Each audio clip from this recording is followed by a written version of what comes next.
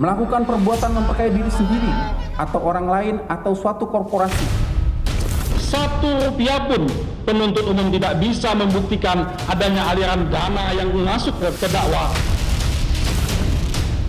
Saya kecewa atas dakwaan yang disampaikan soal kerugian negara dalam perkara saya semakin tidak jelas.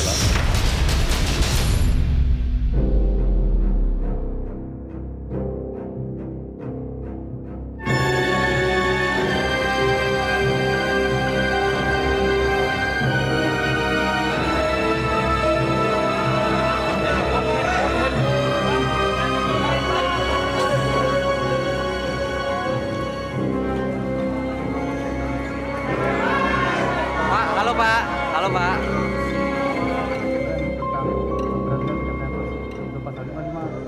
Mantan Menteri Perdagangan Thomas Trikasih Lembong akhirnya menjalani sidang kasus dugaan korupsi impor gula periode tahun 2015-2016. Persidangan perdana Tom Lembong digelar pada 6 Maret 2025 lalu. Persidangan ini mendapat antusiasme masyarakat begitu besar. Mereka menuntut keadilan atas dijeratnya Tom Lembong. Mantan Gubernur DKI Jakarta Anies Baswedan juga turut mendampingi Tom Lembong di Pengadilan Tipikor Jakarta Pusat. Thomas Trikasih Lembong silakan maju di depan. Untuk terdakwa Charles Sitorus silakan maju di depan. Demikian ya, dari tim penasihat hukum juga sudah terima. Tadi saudara nyatakan sudah terima surat dakwaan. Tom Lembong dijerat dengan Undang-Undang Nomor 31 Tahun 1999 tentang tindak pidana korupsi, yaitu Pasal 3 Junto Pasal 18 Undang-Undang Tindak Pidana Korupsi, Junto Pasal 55 Kitab Undang-Undang Hukum Pidana. Mantan menteri yang hanya menjabat 11 bulan sejak 12 Agustus 2015 hingga 27 Juli 2016 ini didakwa telah memperkaya diri sendiri atau orang lain atau korporasi sehingga menyebabkan kerugian negara 515,4 miliar rupiah.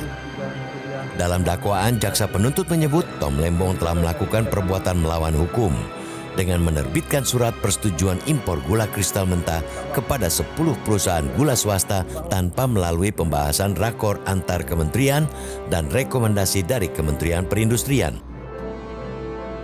Melakukan perbuatan memperkaya diri sendiri atau orang lain atau suatu korporasi yang merugikan keuangan negara sebesar 515 miliar 440.970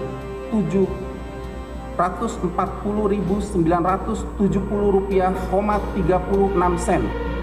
Kami mohon izin akan kami baca. Jaksa menjelaskan, pada periode 2015 hingga 2016, Tom Lembong telah menerbitkan 21 surat persetujuan impor kepada pabrik gula swasta untuk mengimpor gula kristal mentah dan selanjutnya diolah menjadi gula kristal putih dalam rangka penugasan, pembentukan stok gula, dan stabilisasi harga gula. Akibat perbuatan tersebut, Tom Lembong bersama-sama dengan Charles Sitorus dan 10 pihak swasta lainnya diduga telah merugikan keuangan negara.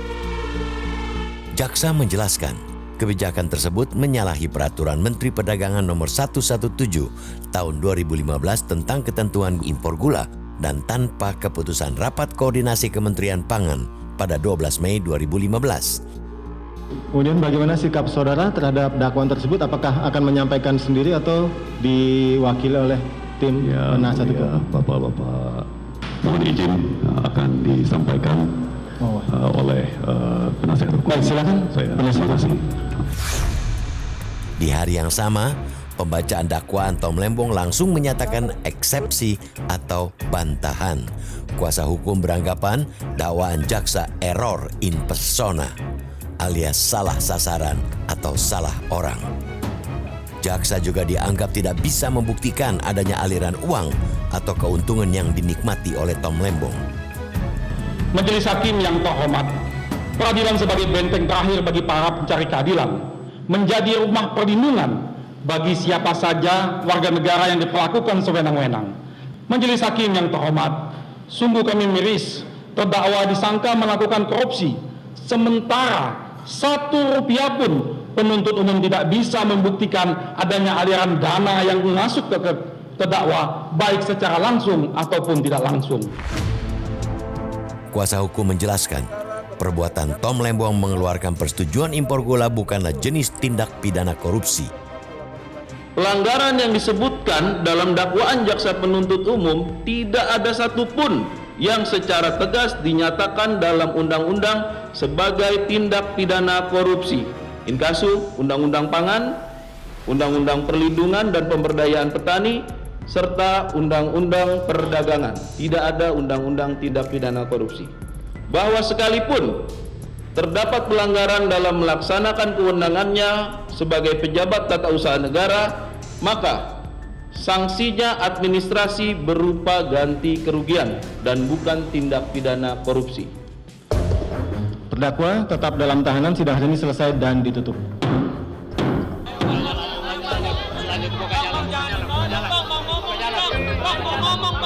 Saya kecewa atas dakwaan yang disampaikan.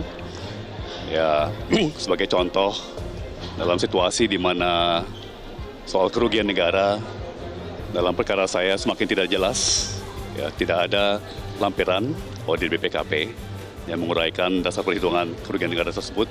Ya, seperti sudah kami sampaikan sebelumnya, kami mengharapkan profesionalisme dan transparansi, ya, dari kejaksaan. Jadi dalam hal ini saya berharap agar kejaksaan setransparan mungkin, ya, terkait isu kerugian negara. Ya.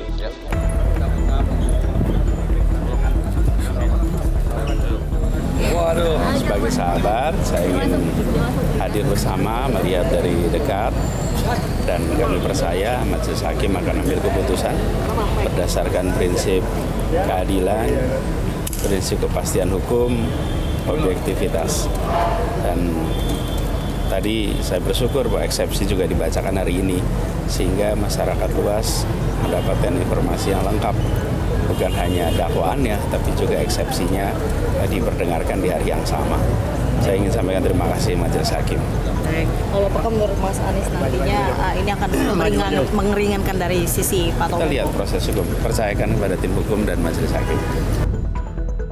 Penyidikan kasus dugaan korupsi importasi gula tahun 2015-2016 ini sebenarnya sudah dimulai sejak Oktober tahun 2023. Melalui penyidikan hingga setahun lamanya, akhirnya Tomlembo berstatus tersangka dan langsung dijebloskan ke tahanan pada 29 Oktober 2024.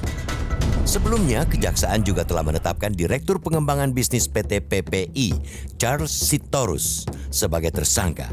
Kini Charles juga sedang menjalani persidangan dengan berkas terpisah.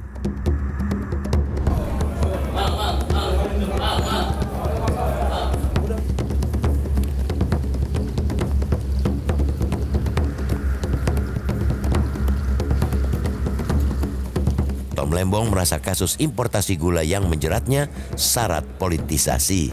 Alih-alih telah melakukan korupsi, ia mengaku hanya menjalankan kewenangan dan fungsinya sebagai Menteri Perdagangan.